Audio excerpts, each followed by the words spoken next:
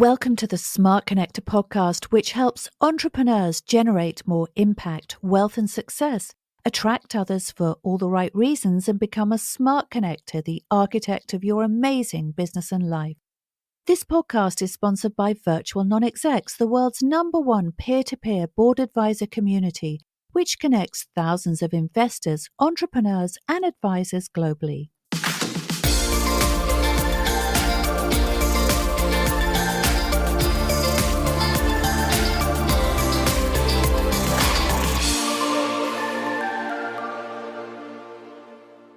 Welcome to the Smart Connector podcast. It's great to have you here. Today, I have a wonderful guest for you. It's Eleonora Grace. Welcome, Eleonora.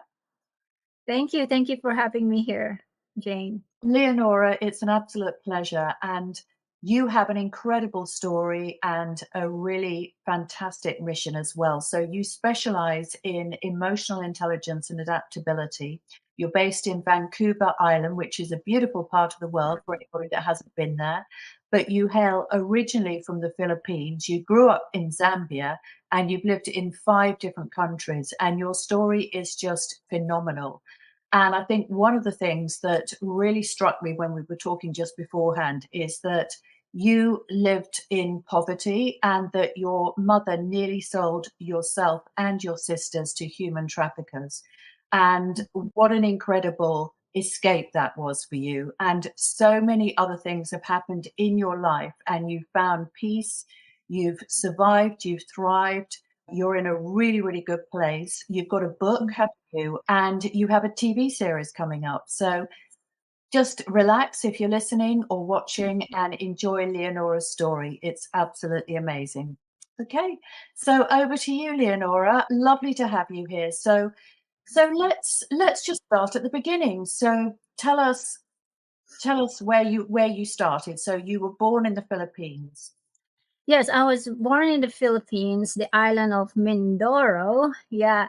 And I really grew up really, really poor. My environment was just so much poverty. And at the age of 3, suddenly I just heard this voice, and I didn't know anything about angels and all that stuff. So from there, I heard a voice just said, "Watch the patterns of life."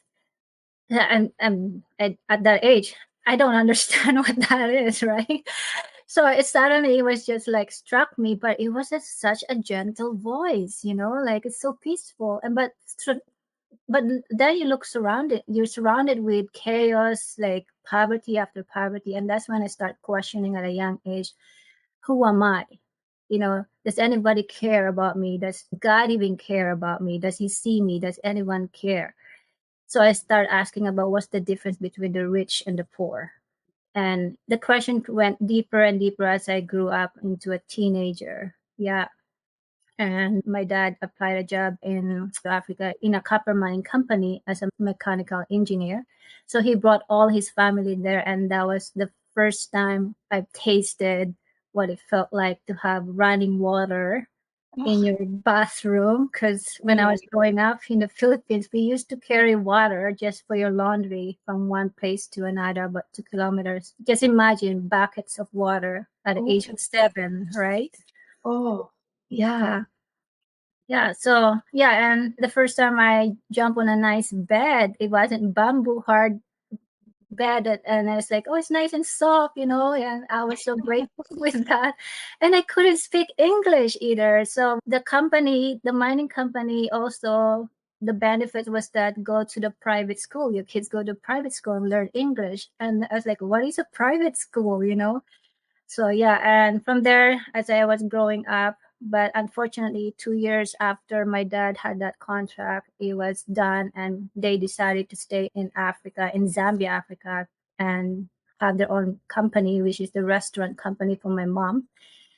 And then we went through hardship again, like went back to square one of poverty. And I was like, what's going on? Like, what's the point of living if all you see is pain again, right?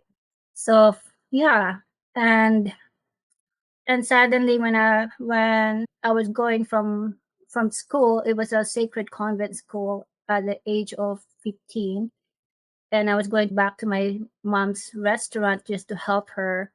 And suddenly I saw lots of rich men from China passing through or from Dubai. And then I heard her having conversation. Oh, why don't you have my daughter? And then they asked him how much.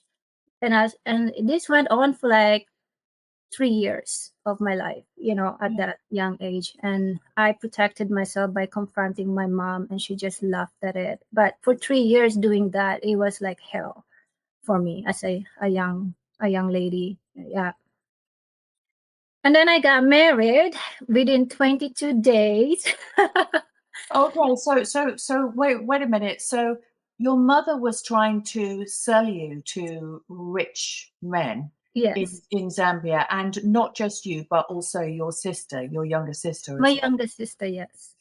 Yeah. And you managed to confront her, you managed to get out of that. It must have been very, very difficult for you because you knew that she was only doing it because, when I say she was only doing it because of the financial situation that you were Mhm. in.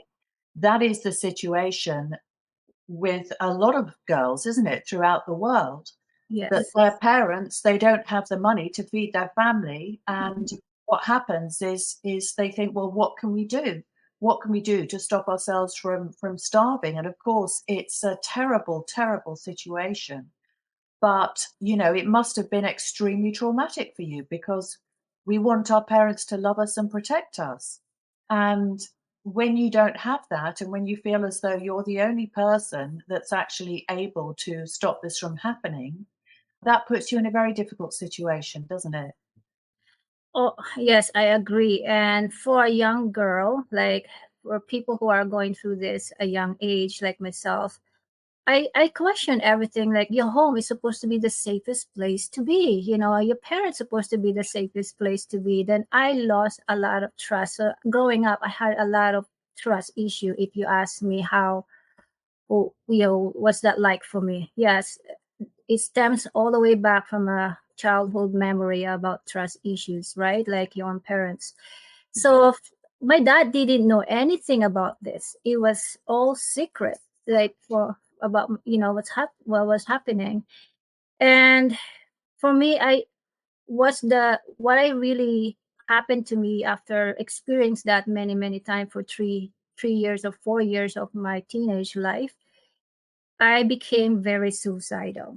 Like I tried to kill myself. I tried to overdose myself, and I couldn't die. I don't know why. I tried, like, anything, to the point, like I even asked the dark side of when it comes to spirituality. I was like, just take me. I don't want to be here anymore. And suddenly, you know what? I just want to ask the audience here to be open to this kind of story because it really go deep.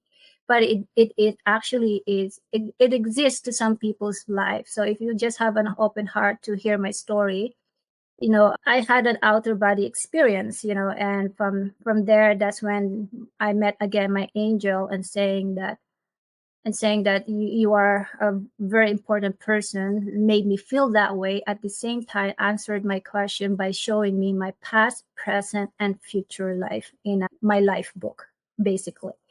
So when I saw that, and that's when everything changed in my life, and that's when I had hope. Like, oh, God does care. The higher power does care. The universe does care. Yeah. It's amazing. That is so powerful, isn't it? Because I can't even imagine what it must be like to be a young girl and not just trying to stop yourself from being trafficked, but also having to protect a younger member of your family and feeling as though there was nowhere that you could go. And then actually having that reminder that, wait a minute, maybe people don't care about you, or you feel uncared for in the real world, but there is of course, a spiritual world, as you said, a higher power, God, your angel, you call him or Yeah. her angel, Mhm. right? And that is always there to us, for us as well. So that's really wonderful. So I'll let you carry on, Eleonora. So you were saying that you got married. Yeah, I got married, but this also was guided by how to help by my angel navigate my life, because I start questioning again. Like, my suicidal experiences became worse and worse. And then my angel gave me a glimpse of my future and helped me how to write my future as well. And so told me like, you're gonna learn how to love. It's like, what's the point of love? I just want to know how to, be financially be free so I can help my parents and so that they don't sell me anymore. Just teach me how to be financially be free. And then the angel said, no, we're gonna teach you about love. So that's when the angel told me to write about the future husband to be, and within 2 months I met him. Everything on my list, just tick tick tick tick tick, like, blue eyes, no hairy chest. Just including that. So, and the character is the main one for me. Yeah. So he's from Canada, and he brought me to Canada, and I moved with him in the jungle of Africa. We built our first home there, and we're surrounded with monkeys, and hippos, hyenas in the dark. Oh, It was all pitch dark, and we didn't have electricity. So it's like it reminded me of I was growing up in the Philippines. So my survival mode, psychology speaking, kicked in. Like, I know how to survive with nothing, you know. So yeah, and then fast forward, he brought me to Canada, and I didn't know how to understand the Canadian English because it's different than British English. In Africa, we studied British English, and so I learned again their accent, their culture. It's like, so it's culture adaptability. Living in different countries taught me about adaptability apart from all these emotions that you were going through. So, and here in Canada, and he introduced me to snow. What is snow? Like, yeah, I've never experienced snow. So it was a great experience for me to experience different cultures, and I studied cultures. Then I question again myself. The suicidal part keep lingering in that I haven't healed it. So it affected when I got pregnant with my firstborn, that I tried to kill myself because I was questioning whether my husband at the time loved me, like, because I had trust issues. So yeah, and then we had to fast. Then I had counseling, and then my angel told me to, why don't you study psychology? So I studied psychology as a young mom, and then I found out I got pregnant again, and then I got pregnant again after that with twin girls. So I have 4 kids within 2 years. I didn't do my math.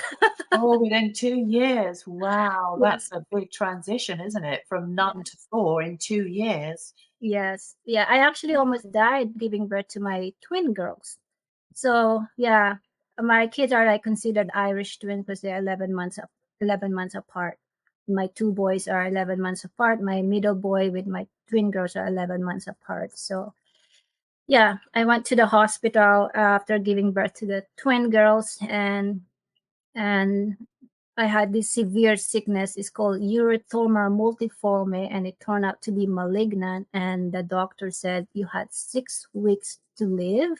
He Oh, didn't tell me that, but he told my husband at the time, and I did a research on it, and then that's when I questioned again, like, this is not how I'm gonna die, because what actually the symptoms of that is I had rashes all over me. It looks like chicken pox or leprosy kind of thing, like from head to toe, and oh, it's itchy, and I had fever. It killed my breast milk, and I was shivering, all happening at the same time while the rashes with pus coming out.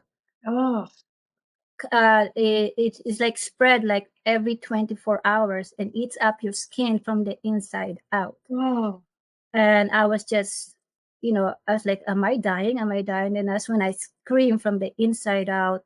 Before the nurse with the drugs, she came with the drugs. She didn't she did it she came very slowly, and then as went inside of me because I couldn't talk anymore, and said to the angel, help me, help me, help me, but I was just whispering in my head. And suddenly the angel appeared again in the ER, and it stopped the time. This is an amazing one. It stopped the time, and I was like, what? and and I saw the nurse was slowly walking like in slow motion, like, yeah. And and then I asked the angel, it's like it opened the veil in front of me, and the angel said, "What do you want, Eleonora?" I said, "I want to learn how to heal." And it felt like talking to the angel like forever, but actually the time I was watching the time, it just only happened in 2 minutes. And he explained to me how to restructure my DNA strands and all my meridians. And from there, and after that 2 minutes, but it felt like 1,000 years with the angel. And then suddenly, like, I starting to feel like, okay, I can do this. And then that's when the time went back to normal, and the nurse started walking like normal motion, right? Yeah. So Really? like, I've Wow. never seen this before. It's like, wow. And so there, you know, within I got healed within 2 weeks, because the angel says, speak life to your life. There's frequency in your words. It's your own sound and your frequency. And I didn't know anything about that. And that's when the angel said, whispered to me in right ear, go study quantum consciousness, like energy healing and stuff like that. So I studied that. Yeah.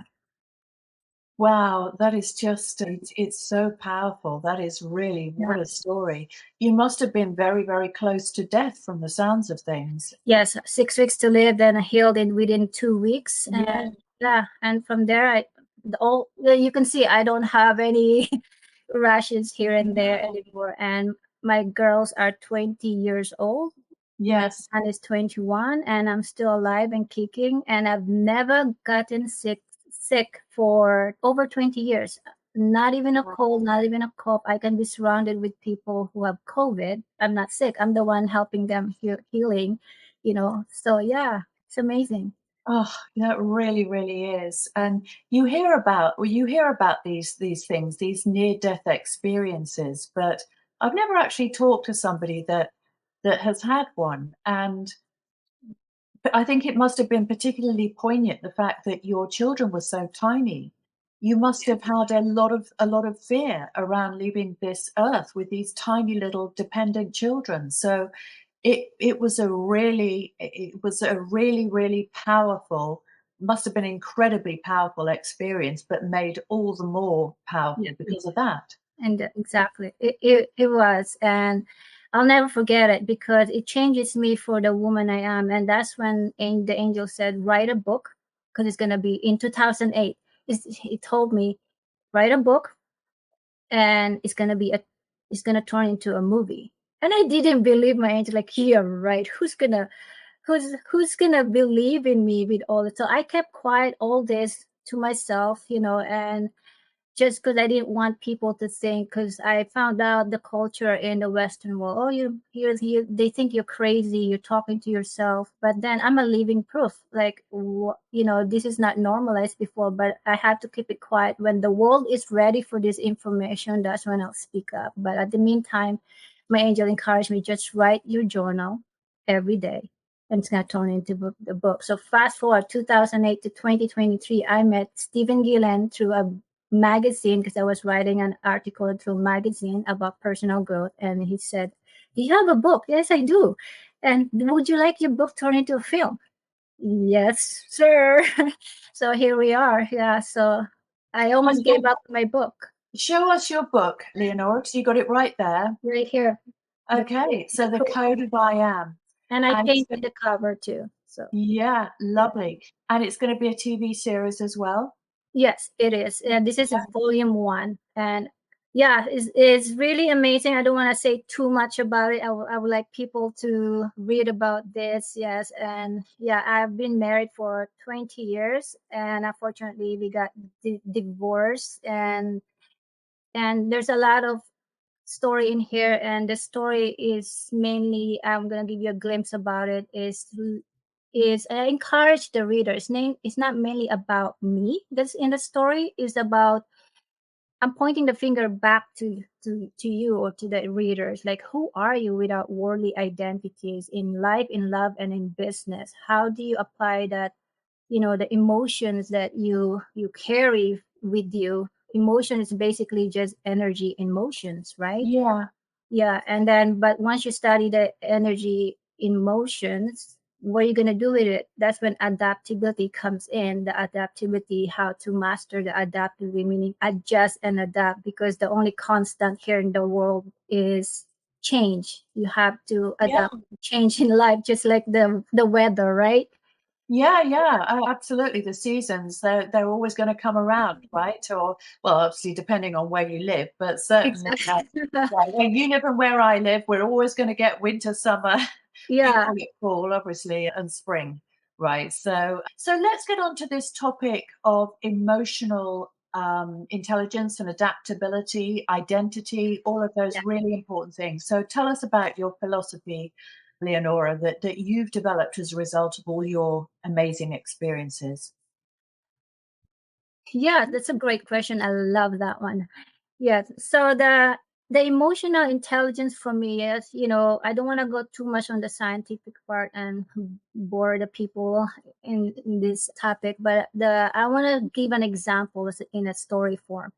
For me, is that when I was writing this book, speaking of worldly identities, it's like, where do we fit in?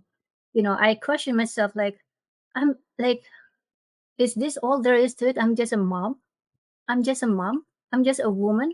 And then the more I was like questioning that, like, homeschooling for me, like, taught me about myself, because I thought it's about my kids, but it taught me about my kids, taught me about who I cannot, like, I thought they taught me about a lot about myself, like things that I never thought I could be, do, have, and create in life.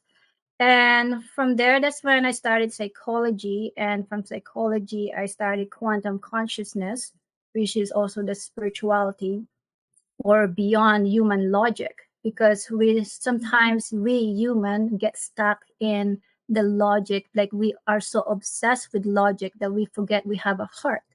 And emotion for me is coming from the heart space. And we women, we have a very strong intuition and Yeah. activate through our heart, but the men activate from their mind, and the emotion to that, like, we all have emotion, whether we suppress it or not, we deny it. It's like saying, I don't believe in gravity, but you still Gravity is there. gravity, right?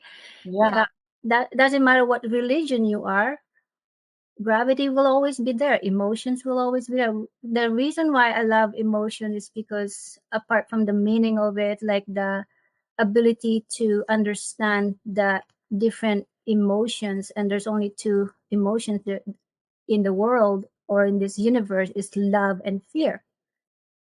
Oh, And love and fear has different frequencies. And love, if you divide that into sections, what are love? Enlightenment, kindness, peace, joy, laughter. Those are love emotions. And fear is about anger, unforgiveness, hate, rage, right? Those are lower yeah. vibration frequencies. Yeah. Yeah. So when I was studying that, I was like, oh, this is so cool. But what are the tools for me to help people? So I started also certification in life coaching. But I was also teaching myself as I was going through this. So I attended a certification in life coaching, and then the universe also tested me with my my training. My son passed away while I was training, Oh, and I was like, wow. And I that changes a mother, like when you lost your son, yeah. right? So from there, the angel said, why don't you use what you have learned, combine the psychology and spirituality? Yeah. So and then I start adapting to that, and I combine it to the point that I question myself, how do I turn my loss into love, my grief into grace? Because those are emotions again. I Mm. experience loss, but how do I turn to grace? Is that into grace or into love? Is by acknowledging it, recognizing it, and then by adapting to that emotions, and turn that emotion by having grace, to give grace to yourself. Be gentle by being gentle with yourself. that light and shadow are one. They're not separate, but they, Oh, yes, yeah. that's so powerful. Light and shadow are one. I love that. Mhm. That really resonates with me, and the fact that you can transform, you can emotion is constantly shifting, isn't it? Yes, So the yeah. idea of transformation and actually transforming some very, very difficult and dark things into something Mhm. positive is a process, isn't it? It's always going to be a process. It is going to be a process because without the process, you cannot adapt. Mm, And that you condition yourself to that once you have clarity. It's like contrast and clarity, right, in life. Like we mainly focus on the contrast, the negative in the world, the chaos in the world, then we forgot about how to have clarity. But when the clarity comes in, the question now we ask ourselves is, ask yourself powerful question because it leads to powerful answers. Like when the clarity comes is, can you handle the truth? But how do you handle the truth is study the emotions. And emotion leads you to get to know your human body, because human body is really a sacred vessel. And mm, study that, it's really a powerful body we have. mm. And you can, for me, to add the adaptability into emotion is really just harmonizing the two in one, because it's like shifting gears on your vehicle. Like how do you shift from gear one, gear two, gear three, for those who wants to who have learned how to drive the standards, right? And same thing with automatic. How do you shift from drive to neutral? Is you put that motion from your hand and push it. And same thing with our emotion. Like you recognize that you need to shift your motion to a higher vibration, like acceptance.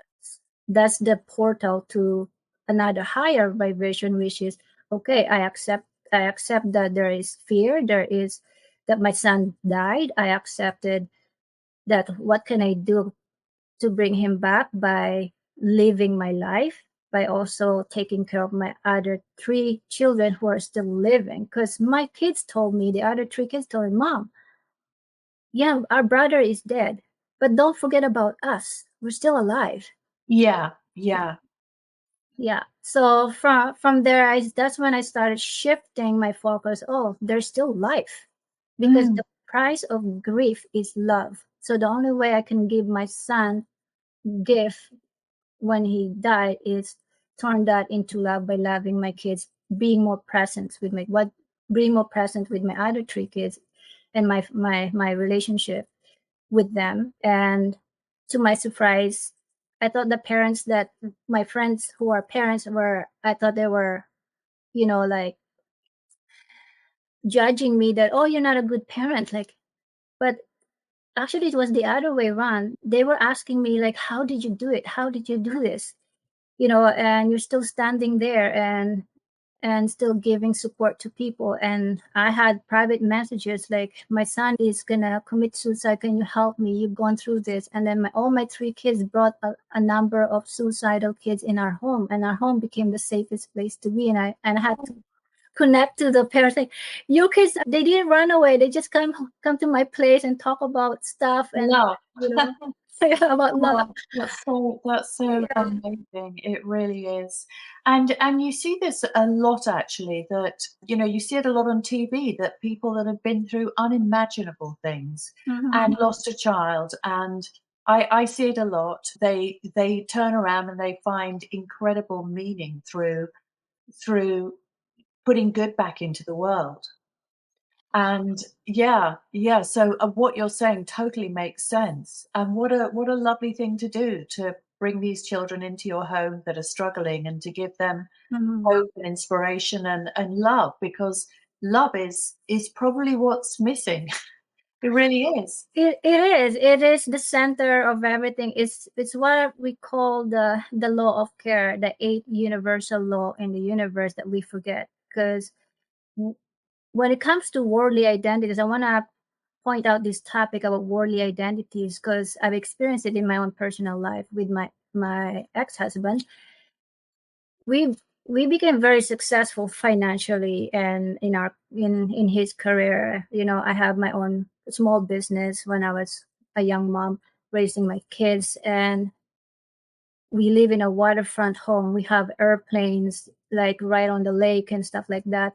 But then we sometimes we forget like to connect as a human, because we human are wired to connect, but we're Mhm. so obsessed with all our worldly identities that, oh, we're so successful with this and that, but then you're bankrupt in your relationship with your kids, with your wife. Mhm. Then in my case, my ex-husband cheated on me, and then he had an airplane crash accident in 2014. I helped him heal up. Then he had a car crash accident in 2019. And I helped him heal up. And then between those accidents, he cheated on me again.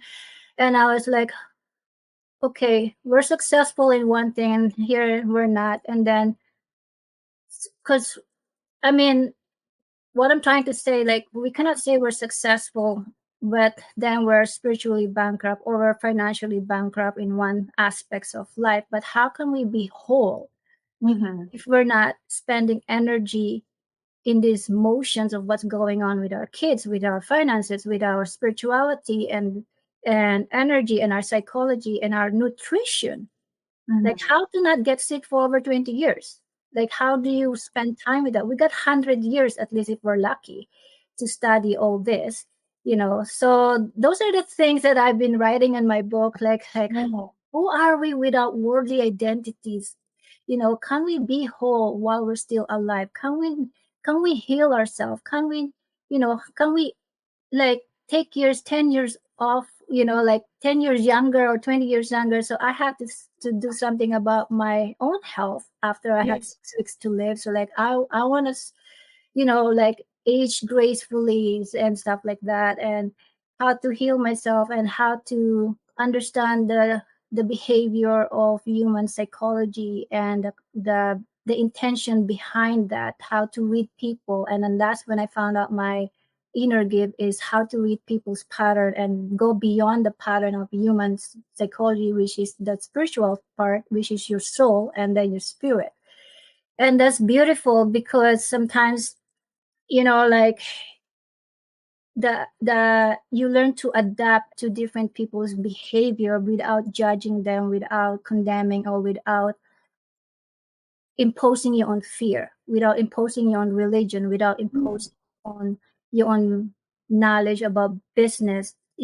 Just because you're successful doesn't mean you treat other people who are still learning lower than you, like how to actually welcome them instead and integrate with you and learn from you, and you give them wisdom.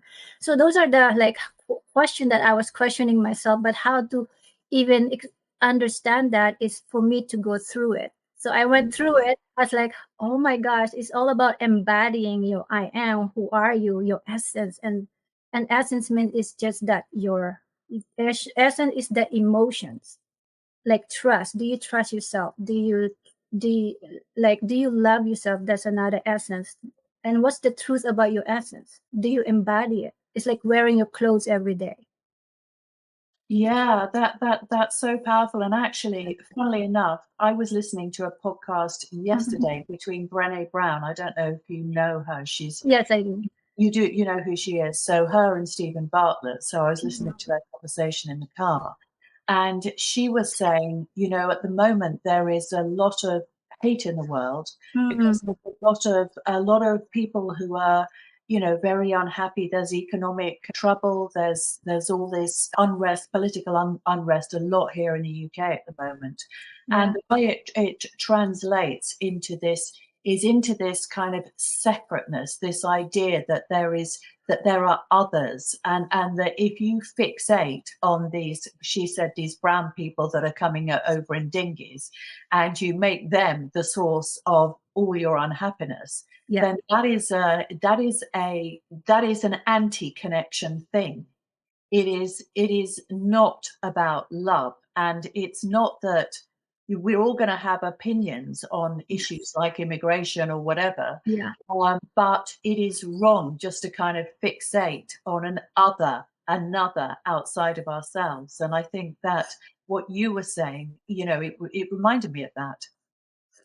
Well, it's happening all over the world, like what I went through with my late partner's parents. Like, you're not white enough to date my son, that's one of the example. Like, apart from the politics that's going on in our world, like who are we to judge other people when we all have the same color of blood?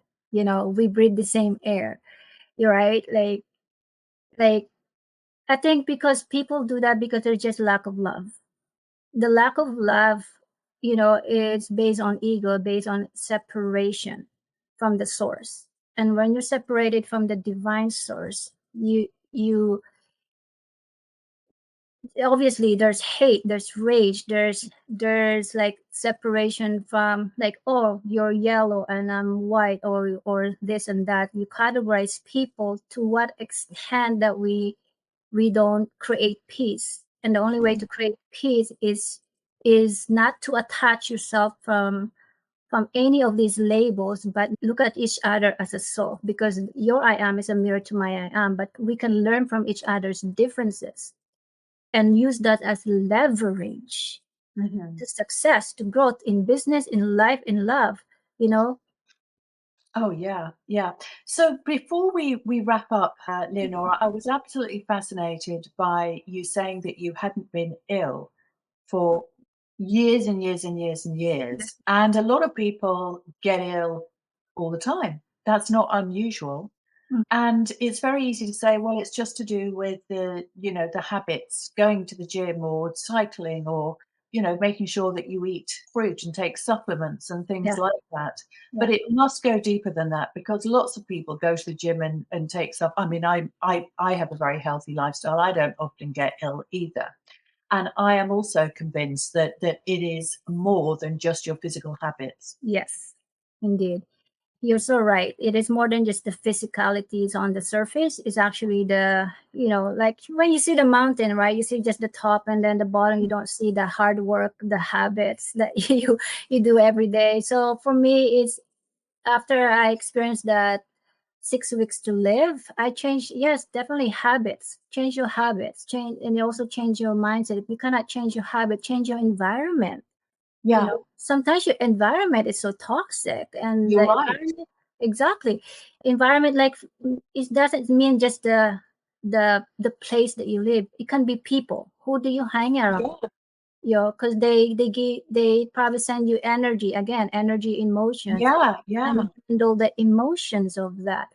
Because sometimes we don't understand how to change habits because we haven't been taught the right information. Like, when it comes to handle emotion, is your parasympathetic and your sympathetic nervous system and your vagus nerves. The easy way to remember those two nervous system, the parasympathetic, I would say, is the peace emotion. P, Mhm. parasympathetic, just call it just the peace emotion, the peace emotions. The sympathetic is the stress emotion that release cortisol in your vagus nerve. So it's your own responsibility to which one you're going to activate more by focusing, which one you want to focus on, the peace or the stress. And then that focus is up to you also to attach the meaning you attach to that. So those are the things that I was applying in my life when it comes to mindset. Then when it comes to nutrition, I do take supplements. And when it comes to supplements as well, it makes sure it's not frozen food all the time. Yeah. And physicalities, yeah, I don't normally go to the gym. I like nature, but if whatever works for you, do that. Nothing wrong with that. No judgment. I like nature, and yeah, and for me, intermittent fasting is the greatest way to have longevity. Is to detox yourself, because we can all eat healthy foods, but we don't detox and cleanse. What's the point, right? Again, Yeah, it's the light and the shadow in one. yeah, Yeah. yeah. Amazing. Well, Leonora, it has been such a pleasure to speak with you today. And by the way, I'm not surprised that you love getting out in nature on Vancouver Island because I hear that it's one of the most beautiful places in the world. So, yeah, how amazing. So, Leonora, if people would like to get in touch with you, or Mhm. perhaps they'd like to buy your book, tell us how they can do that. Oh, thank you. They can find it. They can find me on Facebook and Instagram or LinkedIn and or YouTube. My name there is Grace True Journey, or my personal one is Eleonora Heart. My journey, and then my book. You can find this book in Amazon as well, or Barnes of Novels, and or via Hay House. That's where it was published anyway. Yeah, so the Code of I Am, this is the revised version, making sure you get the revised version, and thank you for your support. Amazing. Yeah. So we'll put all those links in the show notes when we release this as Thank a you. podcast as well. So once again, Leonora, it has been amazing to hear your inspiring story. How wonderful that you're alive, well, thriving, and doing all these amazing things in the world. So thank you very much for joining us today. And thank you for anybody that is listening in or watching this. It's been great to have you share our time together. So thank you. Thank you.